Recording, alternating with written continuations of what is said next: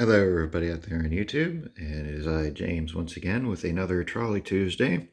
And I have quite a large car. In fact, it's so large that it doesn't really work on my normal streetcar layouts. This is an original R&T Interurban kit car. And the one that is shown before you is the one that I have that is in pretty much mint condition, with the only difference being it does not come with the added details such as the pole, the whistle, and or headlight and backup lights. It does, however, have the mount for the trolley catcher, and it has, I believe it's a Pitman brand motor and pickup truck at the front. Now, this is a 3-rail model, and I know what everyone's thinking. Why do you have it on 2-rail track? Well, this model was meant for true 1/48th scale in terms of the trucks it has, and this car does not really turn very well. I do have a second R&T car kit.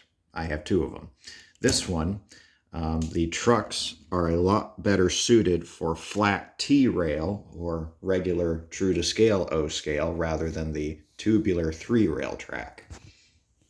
Of course, here's the front. Now here's the interesting part. The car only has windows, or not windows, it has doors on its front and back section, but only on its right side.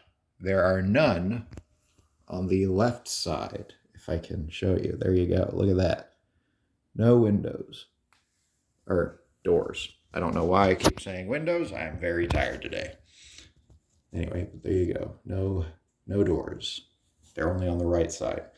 Now, for a while on the O-Gauge forums, it was kind of undecided as to what on earth this car was based on. However, it was found that this car is based off of the Shaker Heights Interurban streetcars.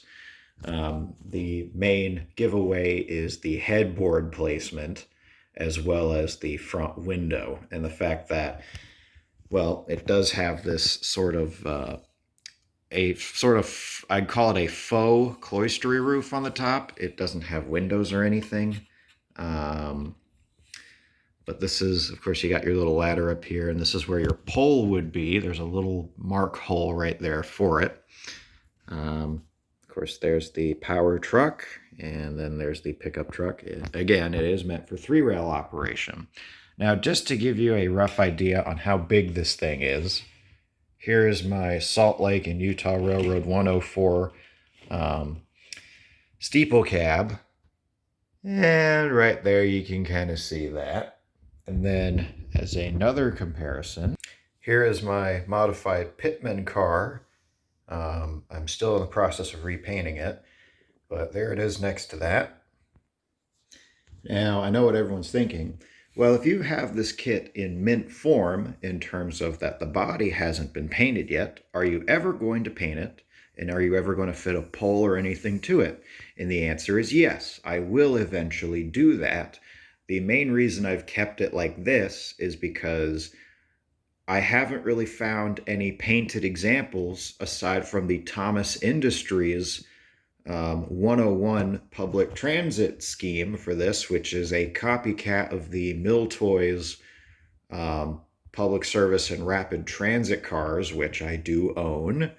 And even though I've based that scheme for my Main Street trolley line, I don't want to use that scheme for these cars. These cars are just way too nice to just paint in yellow, black, and white. I want something a bit more colorful for these cars. Of course, one of my friends suggested that I should paint it purple with polka dots, but that would be a bit too colorful for me. So let me know in the comments what you think a good livery to base this in would be. So yeah, thank you all for watching, and I hope to see you in the next Trolley Tuesday.